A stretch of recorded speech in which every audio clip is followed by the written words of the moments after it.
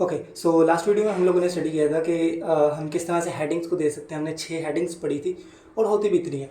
Paragraph को पढ़ा था, लॉरेन का सिस्टम पढ़ा था, हम पैराग्राफ के अंदर कुछ वर्ड्स को कैसे बोल्ड कर सकते हैं, कैसे इटैलिक कर सकते हैं। बीयर्ड के टैग के बारे में हमने पढ़ा था कि हम लाइन कैसे ब्रेक कर सकते हैं, और अंडरलाइन के टैग के बारे में पढ़ा था कि हम HR के ज़रिए से किया था। और ये सब स्टडी करने के बाद मेरी जो वेबसाइट है वो कुछ इस तरह की बन के सामने आई थी। तो इतनी वेबसाइट हम लोगों ने अभी तक बना ली थी। तो मैं आपको सजेस्ट अगेन बार बार यही करूँगा कि आप ये सब HTML में मत करो। बोल्ड करना, इटैलिक करना, लाइन ब्रेक करना, अंडरलाइन करना, ये सब चीज़ें आप लोग HTML में बिल्कुल मत करो। इसके लिए CSS है और CSS में जाके हम इन चीज़ों को आसानी से और बहुत अच्छे से कर पाएंगे, ठीक है। और इसके अलावा हमने कमेंटिंग सिस्टम पढ़ा था, और मैंने कल भी आपको ये बात बताई थी कि कमेंट सिस्टम जो है वो एक बहुत अच्छा रोल प्ले करता है किसी भी सॉफ्टवेयर इंजीनियर की ज़िंदगी में या उसके करियर में एक अच्छा इम्पैक्ट डालता है। आज का जो हमारा टॉपिक है वो इतना ज़्यादा नहीं है, काम ज़्यादा नहीं है, लेकिन हमारे पास जो बहुत इंटरेस्टिंग है, ठीक है। आज हम लोग सीखेंगे इमेजेस को ऐड करना और लिंक्स को ऐड करना। मैं किस तरह से लिंक्स ऐड करता हूँ। तो सबसे पहले हम अपने पिछले काम को सबको इरेज कर देते हैं ताकि हम शुरू से कर पाएँ। तो नए सिरे से काम शुरू करते हैं और एक साइन ऑफ एक्सिबिलिटी डाल के एक बॉयलर प्लेट को हम डाल देते हैं। तो बॉयलर प्लेट क्या होता है? बॉयलर प्लेट बेसिकली इसका ये टेम्पलेट होता है, हमने हर वीडियो में पढ़ चुके हैं, ठीक है। सबसे पहले मैं इसके यहाँ पे एक टाइटल दे देता हूँ। तो टाइटल मेरे पास क्या होगा? इमेजेस एंड लिंक्स, ठीक है। इसको हाइपर लिंक भी मैं बोल सकता हूँ। तो ये मेरे पास मेरा टाइटल होगा। और बॉडी के अंदर सबसे पहले, अच्छा, तो अगर मैंने एक वेबसाइट के अंदर या अपनी वेबसाइट के अंदर एक लिंक डालना है, ठीक है। लिंक मीन्स मैं चाहता हूँ कि वहाँ पे एक ऐसा बटन हो जिसको क्लिक करते ही लोग गूगल पे पहुँच जाएँ या फेसबुक पे पहुँच जाएँ या मेरी फेसबुक आईडी पे पहुँच जाए। तो मैं वो लिंक कैसे ऐड कर सकता हूँ? आपको कुछ भी नहीं करना। आपको सबसे पहले हम लोग एक हेडिंग डाल देते हैं H1 की, ताकि हमारे जहन पे रहे। H1 की हेडिंग में मैं क्या लिखूँगा? यहाँ पे एंकर्स या लिंक्स, ठीक है। या फिर मैं लिख दूँगा गो टू वेबसाइट, ठीक है। तो अब इसके बाद हम लोग नीचे जो है एक ए टैग लगाएंगे। सबसे पहले आपको ये दबाना है और ये ए पे बहुत सारी आपको जो है ऑप्शंस दे देगा, लेकिन आपने सबसे पहले ए को ही क्लिक करना है। अब यहाँ पे एच का मतलब वो लिंक है जो आप उसको दोगे किसी भी दूसरी वेबसाइट का जहाँ पे आप उसको पहुँचाना चाहते हो। फॉर एग्जाम्पल समझाने के लिए मैं यहाँ पे लिख देता हूँ HTTPS, ठीक है, और google.com, ठीक है। और यहाँ पे मैं अपने बटन का नाम जो यहाँ पे आएगा, ठीक है, यहाँ पे जो मेरे पास आएगा, यहाँ पे मेरे पास आएगा मेरे उस बटन का नाम जो उस बटन पे लिखा आएगा। तो मेरे उस बटन पे क्या लिखाना चाहिए? लिखाना चाहिए गो टू गूगल। या आप लोग भी कुछ और भी लिख सकते हो, जैसे go to my website, go to Google, ठीक है। गूगल, खाली गूगल भी लिख सकते हो। तो जैसे मैं इसको लिख दूंगा और कंट्रोल से दबाऊंगा, तो सबसे पहले मैं अपनी वेबसाइट खोल के दिखाता हूँ कि मेरी वेबसाइट पे क्या, ये लिंक गो टू वेबसाइट, ये जो मैंने अपनी H1 डाली थी, और H1 डालते ही मेरे पास यहाँ पे देखो गो टू गूगल का एक साइन आ गया, जहाँ पे क्लिक करते ही मैं सीधा गूगल पे पहुँच जाऊँगा, ठीक है। इसी तरह आप कुछ और भी डाल सकते हो, मतलब कुछ और वेबसाइट्स के लिंक भी डाल सकते हो, और उन वेबसाइट के बारे में हम सबसे पहले पढ़ लेते हैं। ओके, यहाँ पे एक छोटा सा शॉर्ट हैंड की जो है आप सीख लो। आप जैसे ही शिफ्ट प्लस ऑल्ट और नीचे वाला जो एरो दबाते हो, पूरी की पूरी लाइन को कॉपी डाउन हो जाएगी, ठीक है। तो आप यहाँ पे सेटिंग पे जाकर कीबोर्ड शॉर्टकट्स पे जाकर आप अपने कीबोर्ड्स जो भी शॉर्टकट्स हैं वो अपने जो है अपने हिसाब से एडजस्ट कर सकते हो। जैसे यहाँ पे अगर मैं लिख दूँ तो कॉपी लाइन डाउन, ठीक है। तो यहाँ पे देखो मैंने अपना जो ये है सेट किया हुआ है, shift plus alt plus down है। आप यहाँ पे जाके अपना चेंज कर सकते हो, अपना जो भी शॉर्टकट आपको ईजी है वो आप कर सकते हो, ठीक है। तो शिफ्ट डाउन करते ही मैं यहाँ पे डिफरेंट जो है वो दे दूँगा, अपने लिंक्स दे दूँगा। जैसे मैं यहाँ पे एक लिंक दे देता हूँ फेसबुक, ट्विटर, और यहाँ पे मैं लिंक दे देता हूँ इंस्टाग्राम, ठीक है। तो यहाँ पे भी हम इसी तरह से चेंज कर देते हैं टेक्स्ट को। यहाँ पे हम लिख देंगे फेसबुक, ट्विटर, और यहाँ पे इंस्टाग्राम।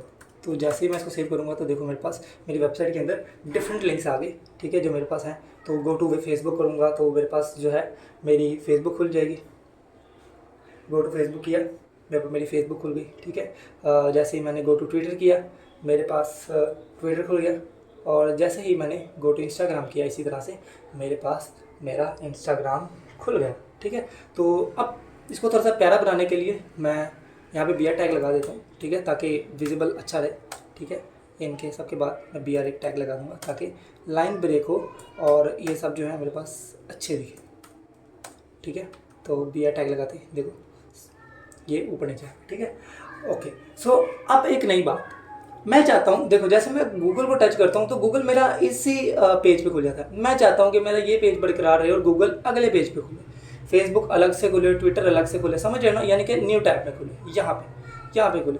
तो उसके लिए मैं क्या करूँगा, यहाँ पे एक कोड लगाऊंगा, एक टैग लगाएंगे हम लोग, क्या करेंगे यहाँ पे इसके अंदर, ठीक है, इस टैग के अंदर, ठीक है, ओके ठीक है। यहाँ पे मैं क्या लिखूंगा, यहाँ पे मैं सबसे पहले लिखूंगा, तो यहाँ पे मैं आपको एक छोटा सा शॉर्टकट और बता दूँ, आपको और कुछ भी नहीं करना, ऑल्ट दबाई रखना है और आपको जहाँ जहाँ पे कोई चीज़ एडिट करनी है आप डिफरेंट कर्सर्स डाल सकते हो, ठीक है। ये देखो जैसे जहाँ जहाँ पे मैं ऑल्ट दबा के क्लिक कर रहा हूँ वहाँ पे मेरे पास एक न्यू कर्सर डालना है। ये हम लोग तब यूज़ करते हैं जब हम लोगों ने डिफरेंट लाइन्स पे एक ही टेक्स्ट लिखना हो या एक ही लाइन से डिफरेंट लाइन में से एक ही टेक्स्ट को हटाना हो, ठीक है।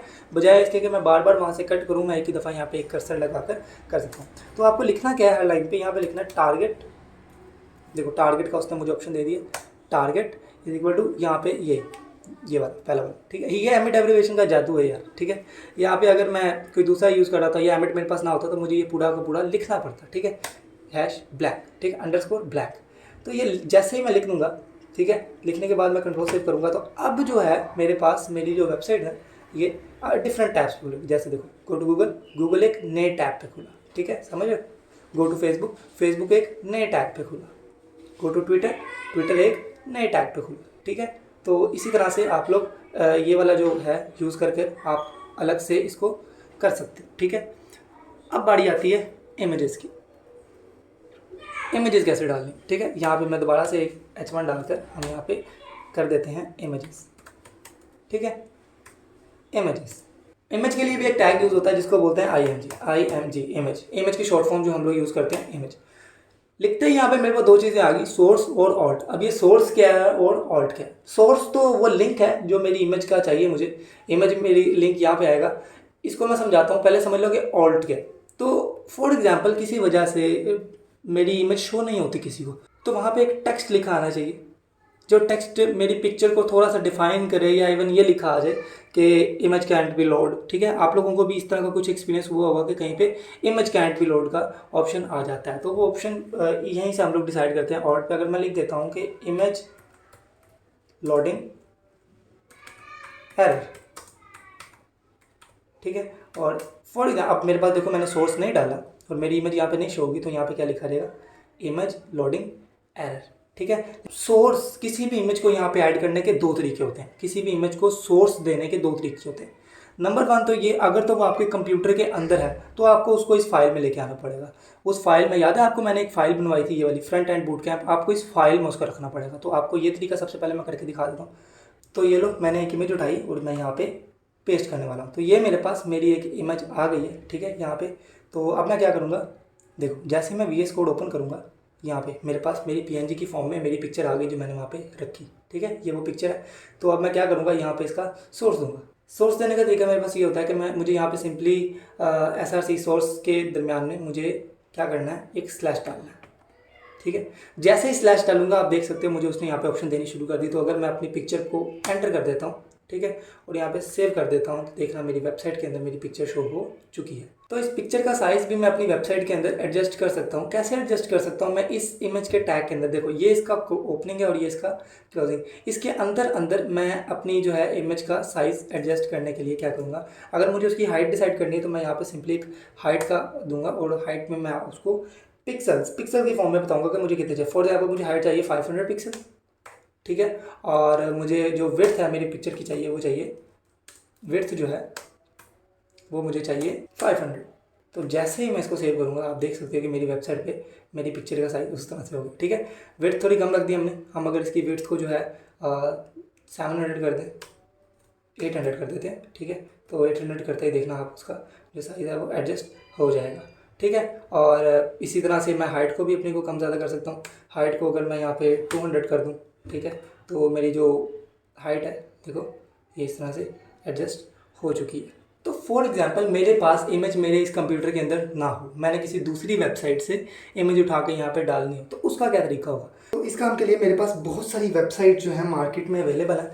तो इनमें से एक वेबसाइट जिससे मुतारिफ आपको मैं पहले भी करवा चुका हूँ, उससे मिलते हैं unsplash.com। अनस्प्लैश आप लिख दो सीधा इमेजेस, ठीक है। अनस्प्लैश इमेजेस लिखते ही आपके पास unsplash.com की ये जो है आ जाएगी साइट। तो जैसे मुझे अभी ये वाली पिक्चर जो है वो बहुत पसंद आ रही है, ये वाली, ठीक है। तो इसका क्या करूँगा, मैं इसको राइट क्लिक करूँगा और इसका यहाँ से कॉपी इमेज एड्रेस, ठीक है। इमेज का एड्रेस को कॉपी करते ही मैं अपनी वेबसाइट का जो सोर्स था, जहाँ पे मैंने अपनी ये वाली पिक्चर डाली थी, वहीं पे मैं इस ऑनलाइन वेबसाइट का जो सोर्स है वो पेस्ट कर दूँगा, ठीक है। पेस्ट करते ही मेरे पास उसका पूरा लिंक यहाँ पे आ जाएगा और ऑल्ट की जगह पे मैं लिख दूँगा कोई भी चीज़, जैसे इमेज ऑफ अ ट्री। हम ज़्यादातर यहाँ पे ये यूज़ नहीं करते हैं इमेज कैंट बी लोड, ये वो, हम पिक्चर का कोई इस तरह की चीज़ यहाँ पे ऐड कर देते हैं ताकि लोगों को उस पिक्चर अगर शो ना हो तो एटलीस्ट वर्ड्स के थ्रू वो समझ पाएंगे आखिर पिक्चर में था क्या। ये एक अच्छी चीज़ है बजाय इसके कि हम वहाँ पे लिख दें कि इमेज कैंट बी लोड, ठीक है। तो अब जैसे ही मैं यहाँ पे इसको सेव करूँगा और अपनी वेबसाइट ओपन करूँगा तो देखो वो पिक्चर मेरी यहाँ पे वेबसाइट पे आ गई। और हाँ, मैं इसका भी साइज़ यहाँ पे अपने हिसाब से एडजस्ट कर सकता हूँ, बस मुझे इस टैग के अंदर जाके इसकी हाइट लिखनी है। हाइट लिखते ही मैं यहाँ पर फॉर एग्जांपल इसकी हाइट जो है एडजस्ट कर देता हूँ 700 पिक्सल्स पे, और इसकी जो विड्थ है, ठीक है, वो मैं सेट कर देता हूँ तकरीबन भी, वो भी 500 पिक्सल पे, ठीक है। एडजस्ट करते ही जैसे ही मैं अपनी वेबसाइट ओपन करूँगा तो देखो यहाँ पे उसकी हाइट कुछ इस तरह से एडजस्ट होगी, ठीक है। तो ये थी आज की वीडियो और ये थे आज के हमारे 2 टॉपिक। तो होपफुली आपको ये चीज़ें समझ आ रही हैं। तो मैंने आज की वीडियो में पढ़ा, आज के लेक्चर में मैंने ये सीखा कि इमेज कैसे ऐड करनी है, ठीक है, इमेज का साइज़ एडजस्ट कैसे करना है और लिंक्स डिफरेंट जो है अपनी वेबसाइट पे कैसे डालने हैं। बार बार अगेन हर वीडियो में 2 से 3 बार मैं आपको लाजमी कहता हूँ कि इन चीज़ों को, इमेज को आपको यहाँ पे ऐड करना है, लेकिन इसकी हाइट विड्थ ये सब चीज़ें हम CSS में करेंगे यार। याद रखो पहली वीडियो में मैंने एक्सप्लेन किया था कि HTML में हम लोग सिर्फ अपनी वेबसाइट का स्ट्रक्चर तैयार करेंगे कुछ इस तरह से। देखो कुछ इस तरह से, मैं आपको एक एग्जांपल दे देता हूँ, ठीक, ओके। सो ये जो है ये मेरी अपनी बनाई हुई वेबसाइट है, ठीक है। ये मैंने अपने दोस्त का एक पोर्टफोलियो बनाया था। अब ये सारा जो डिज़ाइन है मैंने CSS से किया। क्या आप जानना चाहते हो कि मैंने इस पूरे के HTML में क्या लिखा था? और मैं बताता हूँ, ठीक है। तो ये जो है ये मेरा इस वेबसाइट का पूरा कोड है, ठीक है। Wcard.html में मेरे पास इसका पूरा कोड आ गया। अब यहाँ पे मैंने सिर्फ इसका HTML लिखा, ठीक है। तो अगर मैं फॉर एग्जांपल CSS को हटा दूँ तो क्या बचेगा मेरी वेबसाइट पे? आओ दिखाता हूँ। देखो मेरी वेबसाइट कुछ इस तरह की बचेगी, नज़र आया?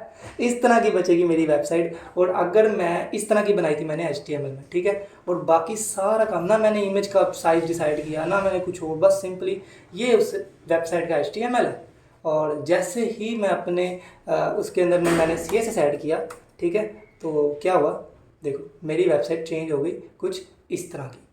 समझ में आया अब कितना फ़र्क पड़ता है? तो इसलिए मैं कह रहा हूँ कि इन सब चीज़ों को करने का कोई फ़ायदा नहीं है HTML के अंदर, ठीक है। तो आप सिंपली जो है स्टिक रहो अपने काम से।